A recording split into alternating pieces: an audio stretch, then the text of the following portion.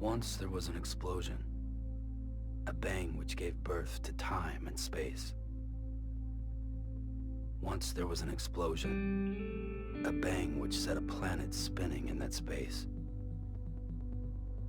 Once there was an explosion, a bang which gave rise to life as we know it. And then came the next explosion.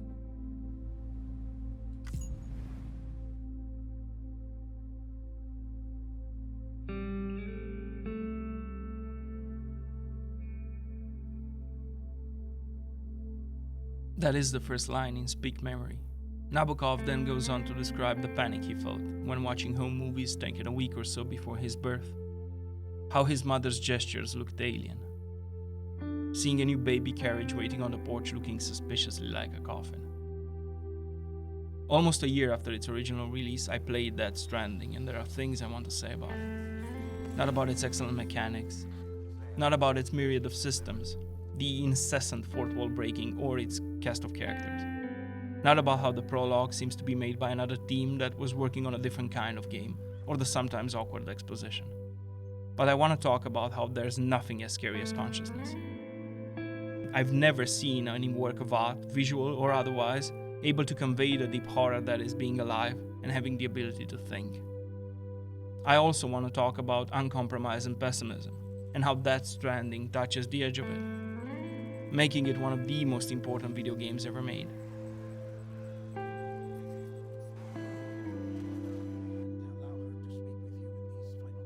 That said, it doesn't quite find the necessary courage to go all the way, to look at the universe as Bahnsen would, as a plotless play, a universe of indiscriminate butchery and mutual slaughter among its parts.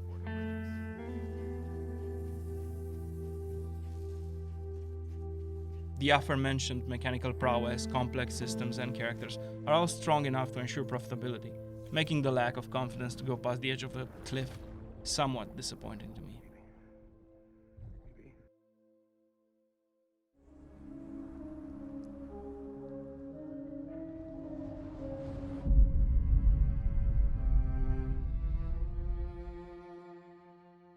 A puppet is made by a puppet maker. It is manipulated by the will of a puppet master.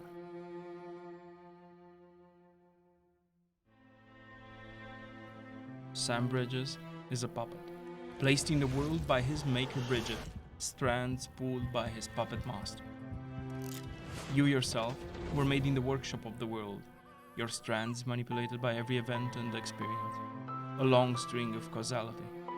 Free will as much a part of your life as the life of Sam Bridges.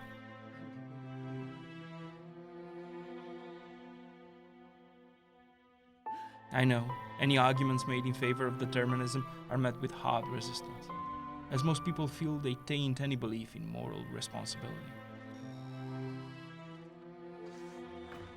Once you're out on your own, moving, working, showering, delusional that his actions originate with you, it is increasingly hard to believe you are anything else but master of your fate.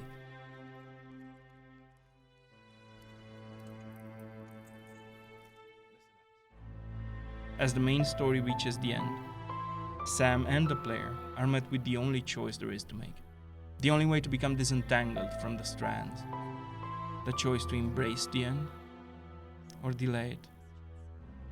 In 1910, Carlo Michelstaedter finishes his doctoral dissertation, where he explores the ways humanity self-deceives, the way we hide the overwhelming, hope-crushing truth that none of us has any control over what we are. Not special, unique, not deciders of our own course, not a real boy, but made in the workshop of the world by chance, a product of blind mutations. The paradox of us being able to understand this and still go on, the division between life and knowing, is at the base of Michelstaedter's dissertation, and the day after it was done, he made his choice.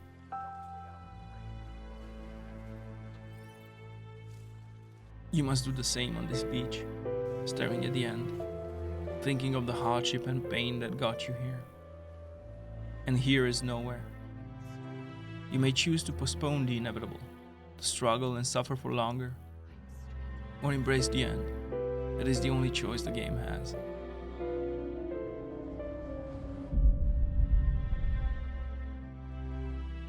For the other organisms, existence is simple. Survive, reproduce, and die. Humans know too much. They know they are alive, and they know they will die. They know they will struggle and suffer, but knowing more does not change what existence is about.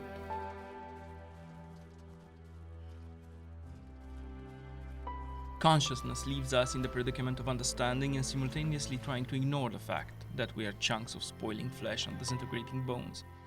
A feat accomplished by a dance of lies and mirrors.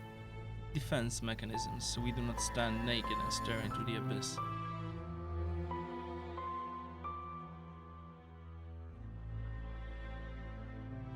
This is a game about physically carrying heavy cargo on your back. Sisyphean efforts testing the illusion dance, testing you. Monotony and music working to support contemplation. Waiting for you to ask questions about purpose, time, and death.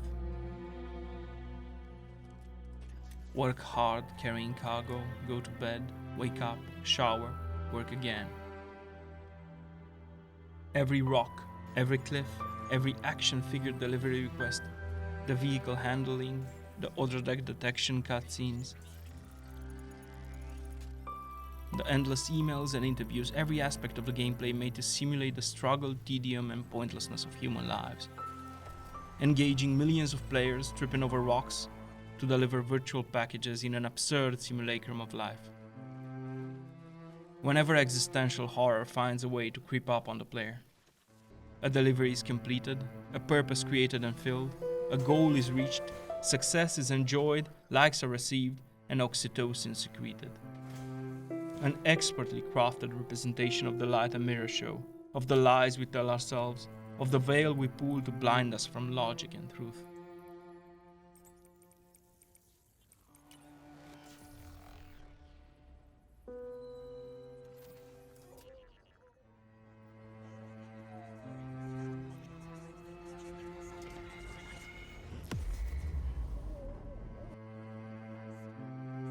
You find yourself there, where the puppet master always wanted you to be.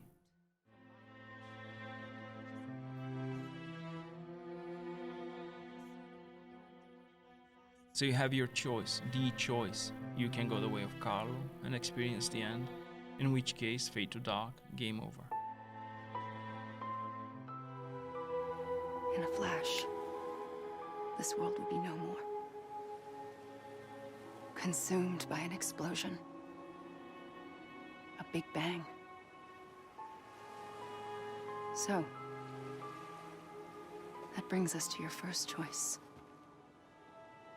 Do nothing. Stay here with me and bear witness to the very end. Just watch it burn. Together. With me. Until the last flame winks out. Doesn't sound so bad, does it? It's not like the world has long left anyway.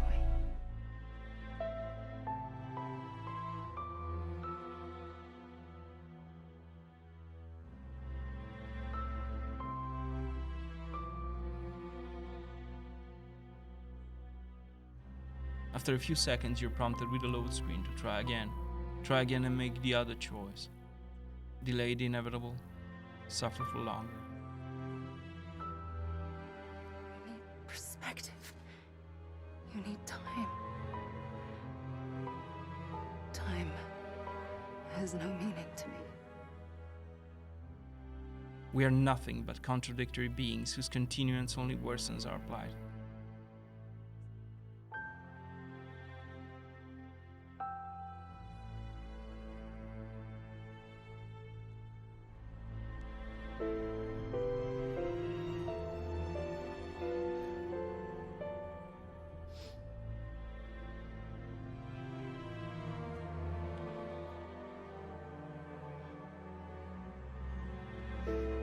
Once extinction and the end are pushed away, you get to have a child.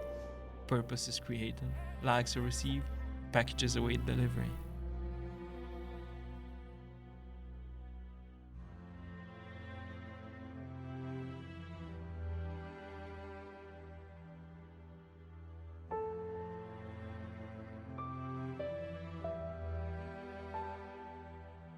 None of this would be possible through any other medium but a video game, all art form intrinsically incapable of conveying these experiences.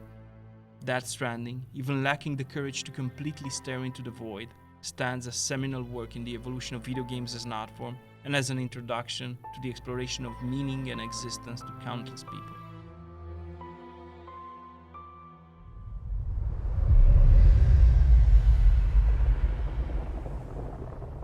Once there was an explosion.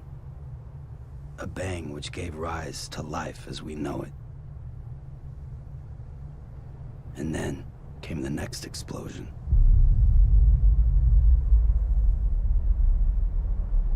An explosion that will be our last.